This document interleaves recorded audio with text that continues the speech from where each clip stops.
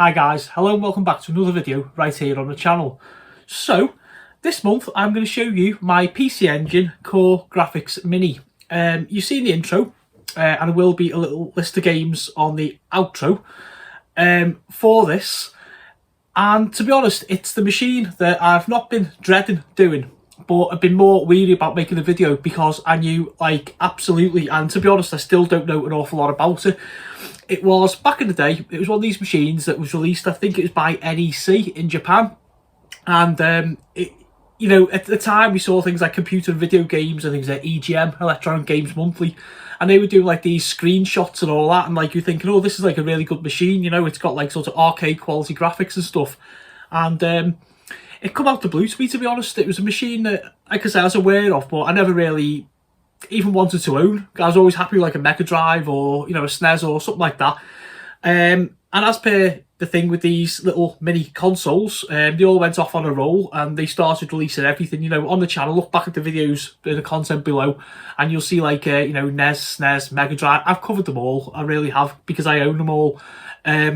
So I saw this one come up on Amazon on a pre-order and I just thought, why not? I've never played any of the games. I've got no idea per se. It was a reasonable price, so I picked it up. So let's have a little look at it, guys, and we'll see where we go from here with it. So we see the box there. It says PC Engine Core Grafx. A little bit of Japanese. It says PC Engine Core Grafx Mini. Now, the whole thing with these is, which is quite unusual for the mini systems, is I think there's actually 3 versions, because I think there was a version that was released in Europe, and they've done they've mimicked that, which I think was this one. There was a version released in the United States and there was also one in their home country of Japan. They were all called different things. They had everything from, I think they had cartridges, they had games that slotted in on a card, and I think there's actually CDs as well.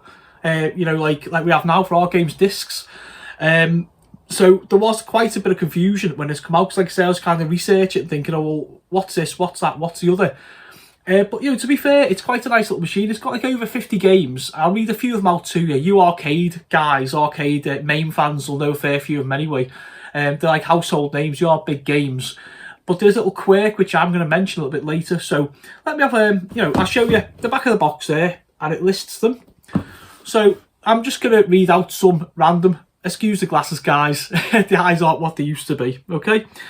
So the Kung Fu, Gallagher 88, Fantasy Zone, Dungeon Explorer, Ease 1 and 2, which were big role-playing games at the time, Super Darius, Legend of Valkyrie, Gradius, Salamander, Star Parodia, which is actually Star Parodius in the West, I think, Spriggan Mark II, I should really know what that is, I think it's one of the Japanese arcade shooters, Gradius 2, Bomberman 94, and then interestingly it says on the bottom then TurboGrafx 16 games. So these will be the ones that people in the West, Europe, the American guys will know more.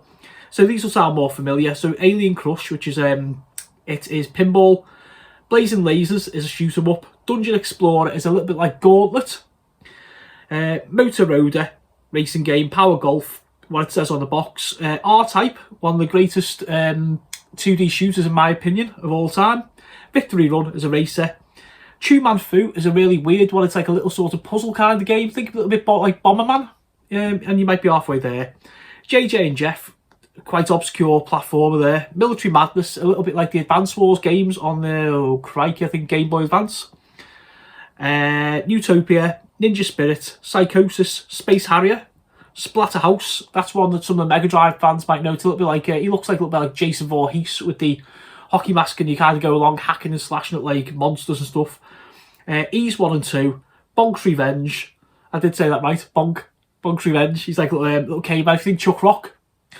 Kadash, I think that's a platform, it might be a shooter, Parasol Stars, Airzong, Utopia 2, New Island Adventure, which is a little bit, I think it's one of the variations of Wonder Boy.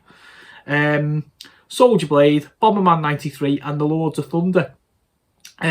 So I said before about the little the difference of the games, little quirk. Now I don't understand this, because you've got repeats of some games. Dungeon Explorer and Ease 1 and 2 are prime examples, and you get the English and you get the Japanese. Now, what I don't get, obviously, is having the Japanese game. The games themselves are no different. They're just all, obviously, Japanese language. So how could you possibly play a role-playing game if you think something like, a Legends of Mana or a Zelda or something like that, Final Fantasy, how could you play that with all Japanese?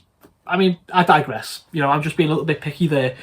I mean, what I did like about this was the actual menus. The menus are lovely because you can swap between the machines on like the menu system, and you can say like your favourite games or in alphabetical order or year of release. And like when you sort of put like a Grafx 16 game on, for example, it'll load differently to what a PC Engine one would. So, it's little quirks. It's a nice little machine. Could I recommend it to everybody? Do you know, I mean, maybe not, because it wasn't such a big sell to me, but, obviously you're interested in seeing what this is about and you're here. So, I'm hoping that I'm kind of showing you a little bit and educating you a little bit there along the way, possibly. So you're not here to see a box. You're actually here to see what we get in the box. Okay, so as is familiar now, we have the USB in and the small USB. So plug into the machine, stick down your mobile phone charger or some other USB device, plug and into the wall, you're away. HDMI lead needs no introduction. What we're really here for is the little machine itself. Now this is quite dinky. I mean, there's my hand, so you get the idea, like all these mini consoles. So we see it's in grey, and we have Core Grafx in a lovely little blue font, and the machine itself is just sort of moulded. Obviously these are like miniaturized versions of the actual machines. So on the front we have the green on and off switch there, and we have 2 USB control ports. Interestingly enough, it only comes with 1 controller.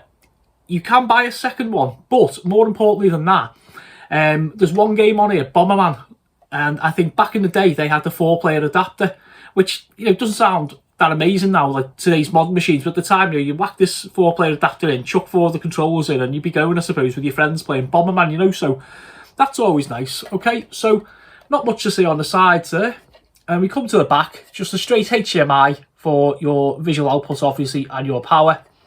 Turn it round again, and there is just a couple of little details on the bottom there. Konami, HDMI, Peggy 12.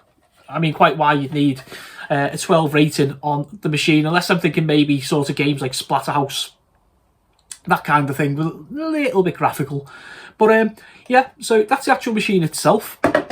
And the controllers are quite unique. Again, obviously USB. And there they are. So like controllers of the time, we have the D-pad, the 8-way directional D-pad. We have a select and a run button. The run button is basically start. We have a 1 and a 2, which are your fire buttons. And of interest, you have these little switches, which are like turbo switches. Okay, so what they do is, say if you're playing a shooter, as you tap your shooting button, these make your bullets faster. And there are quite a few shooting games, arcade shooting games on this. So I'm thinking that, like, obviously the two kind of tie hand in hand, the selection of the games for the controller. Okay, so that, guys, is a brief introduction to the PC Engine Core Grafx Mini, okay, or the Turbo 16. There is a little trailer at the end here to just show you the names of the games and little bits about them. I really hope you've enjoyed this one. Let me know in the comments below. Have you got it? Would you buy one? Did you have, or did you know someone, maybe you guys in the States, who actually had one of these machines? Did you play it as a child? Did you enjoy it? Any of the games mentioned there, did they bring back any memories for you? Okay, and like that, guys, talk to me, because I love a little bit of retro conversation. Okay, before I go, if you're new here, please consider hitting that subscribe button, liking and sharing the video. More importantly, leave me a comment below and let me know what you think. To all you return subscribers, viewers of the channel, thank you as always, and I'll see you next month for another retro feature right here on the channel.